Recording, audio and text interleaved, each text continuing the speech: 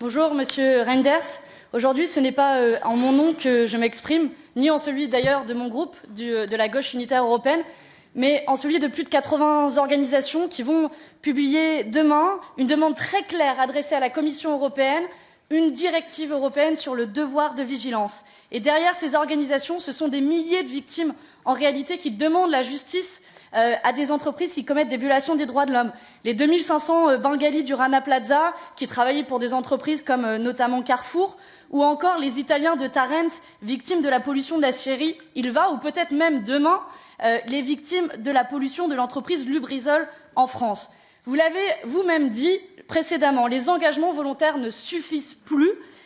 Et vous avez l'occasion, en tant que commissaire, de suivre l'exemple de régulation nationale comme en France et de mettre en œuvre un véritable devoir de vigilance, ce mot que vous n'avez pas prononcé. Alors répondez-nous clairement, nous voulons un calendrier, un engagement ferme pour mettre un terme à l'impunité des multinationales.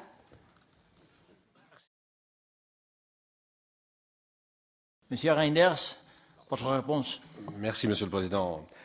Madame Aubry, je souhaite très clair sur le sujet. Je veux accompagner tant les consommateurs dans leurs droits à l'égard des entreprises que les citoyens aussi dans leurs droits à l'égard des entreprises. Je veux dire par là que nous mettrons en place une directive sur les actions représentatives pour permettre une action en commun dans le cadre de la défense des consommateurs, mais je crois que l'on doit aussi être beaucoup plus vigilant dans le cadre de la défense des citoyens face à des violations, et ça peut être aussi, comme vous l'avez rappelé, des employés ou des travailleurs d'un certain nombre de sociétés qui sont touchés par des violations des droits humains. Et dans ce contexte-là, vous demandez un calendrier. La première chose, vous me le permettrez, je vais lire attentivement la proposition qui, si je vous entends bien, sera formulée demain d'un projet de directive par un certain nombre d'organisations. Je crois que c'est un élément important à prendre en considération.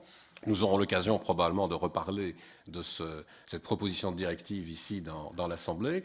Je souhaiterais voir évidemment quel est le sentiment qui se dégage sur la nécessité d'aller le plus loin possible dans le passage, je l'ai dit tout à l'heure moi-même, des engagements volontaires à une obligation inscrite dans la législation. Et puisque vous revenez sur le principe de due diligence concernant un certain nombre d'éléments, par exemple de la chaîne de production dans le cadre de certaines entreprises, je l'ai évoqué dans mon introduction, je crois qu'il est important qu'on puisse aussi avancer dans cette nécessité, par exemple dans le droit des sociétés, de demander aux entreprises de définir des objectifs à long terme et à moyen terme, pas seulement en matière climatique, en matière de droits humains également, de les vérifier et de voir dans quelle mesure toute la chaîne de production est impliquée.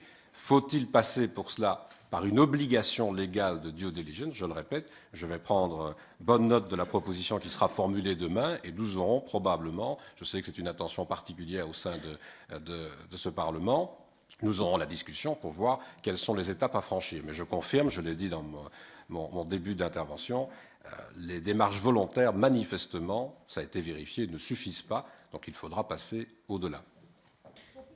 Ma question est pour aussi la clarifier. Il ne s'agit pas ici de demander à des entreprises, il s'agit de permettre un accès à la justice pour les victimes qui n'ont pas accès à la justice. Et j'ai noté dans votre réponse écrite, que j'ai regardée avec attention, vous avez dit qu'avant d'assurer l'accès à la justice des entreprises, il faut évaluer l'incidence et le caractère proportionné de toute mesure sur les conditions de concurrence équitable pour nos industries.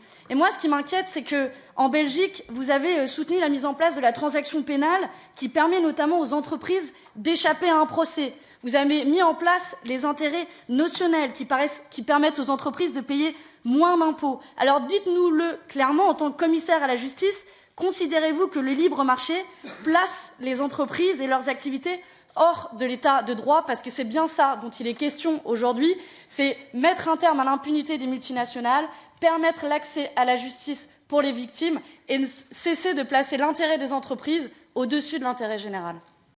Bien, Monsieur Reinders, votre tour de répondre. La réponse est très claire, la réponse est non. Je ne considère pas qu'on doit passer les multinationales comme quelque autre entité en dehors de l'état de droit. La réponse est très claire, ça doit être à l'intérieur de l'état de droit.